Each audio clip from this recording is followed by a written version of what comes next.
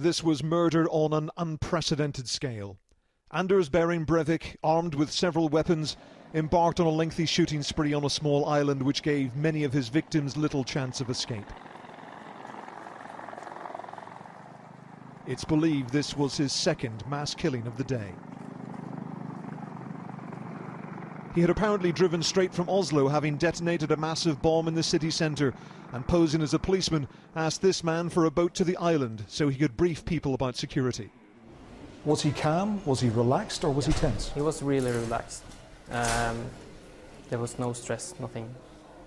So it was like this was just a thing he usually did, like this was normal for him.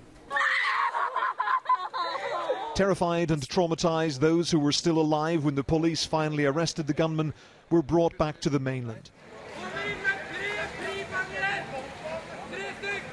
Many had extraordinary stories of how close they came to being killed.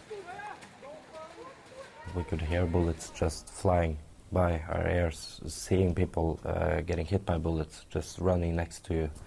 It's chaotic. Adrian Prakon was shot in the shoulder while pretending he was dead.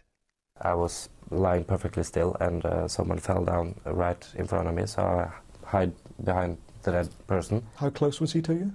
I could hear him breathe and I could hear his boots when he was walking close by. At a hotel near the island, survivors and their relatives gathered and clung to each other for comfort. They mourned the loss of their friends and in some cases relived their ordeal for visiting dignitaries. The Prime Minister and Norway's King and Queen heard harrowing stories of what was one of the country's darkest days. Some of the greatest aspects of Norway has been shown during this crisis.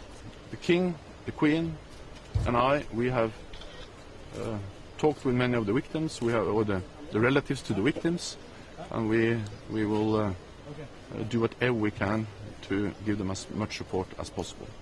Norwegians are proud of their liberal and tolerant society, but it makes them almost ill-equipped to deal with violence on this scale. The maximum jail sentence for someone convicted of these crimes is only 21 years, and there's going to be as much concern among Norwegians about the prospect of armed soldiers on their streets as the victims of this terrible crime.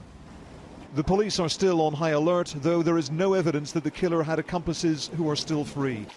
One man was arrested for carrying a knife close to the hotel where survivors were recovering. People have been told to avoid the centre of Oslo for now, and they've heeded the advice. The city is quiet, the country is in mourning for the dead and also for their tranquil way of life, forever shattered by one of their own citizens.